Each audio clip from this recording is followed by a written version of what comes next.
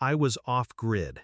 Concrete walls, fluorescent buzz, a steel door that didn't open unless someone upstairs signed a piece of paper with their own blood. They patched the call through anyway. My handler's voice crackled through the comm. "It's your father's doctor." The line shifted. A breath. Then, "Mr. Ryland, I don't have long. Your father's in critical condition. Your brother and your wife, they admitted him yesterday. Claimed neglect. But I saw the bruises. This wasn't passive." My fingers tightened around the receiver. He continued. "They won't investigate. The district attorney's an old friend of theirs. I can't prove anything, but I thought you should know." He paused, then said it. "You're the only justice he's going to get." The line went dead. I stared at the wall. No expression, but something inside me had just cracked and started counting. When I surfaced, they welcomed me like a ghost. My brother, Eric, wore a smile 3 inches too wide. My wife, Anna, didn't flinch, just adjusted her necklace and said, "He doesn't remember much." My father lay in a private care home, bedridden. His hands trembled when I took them. He tried to speak, but all that came out was a moan through dry lips and cracked teeth.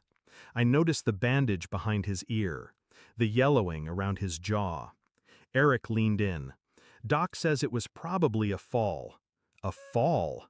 3 ribs broken, a wrist shattered, teeth missing. A fall? I didn't answer, just nodded. Anna kissed my cheek. Her lips were cold. "You're back," she whispered. But her eyes? They didn't look glad.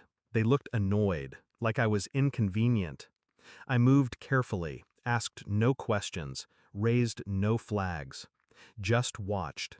Anna had new jewelry, new habits. She changed her phone password weekly, but not her cloud backup. Eric kept visiting the attorney's office. Dad's estate was untouched, for now. I went to the doctor in person. He showed me the old charts, then the new ones.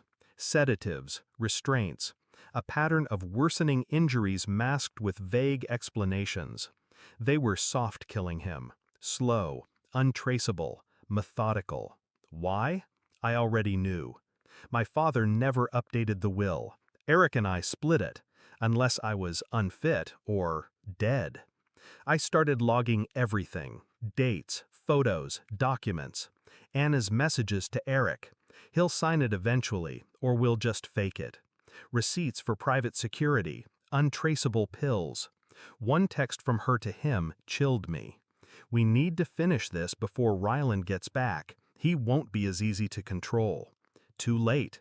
I was already here. I waited until Dad had a good day, eyes clear, lucid, quietly aware.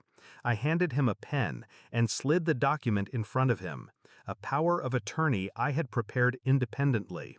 He signed it with trembling fingers. Then I turned to Anna. We were at home. She was pouring wine. I visited the doctor again. She froze. "Oh? Yeah." I set a folder on the counter. "He's stable now." She didn't open it, just stared. I watched the flicker behind her eyes. "Funny," I said. "His bruises stopped after I came back." She swallowed. "What's this, Ryland?"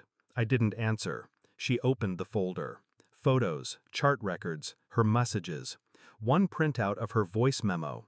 "He's too weak to say no."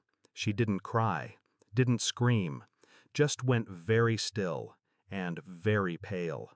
I mailed identical copies to Eric, the DA, and 3 journalists who owed me favors. I didn't warn them, didn't explain, just let truth sink like a hook into soft flesh. 2 days later, Anna came home to find all her bank accounts frozen. Eric's house was raided by Internal Affairs for insurance fraud. Dad was moved to a secure location under my name. Anna tried to speak to me.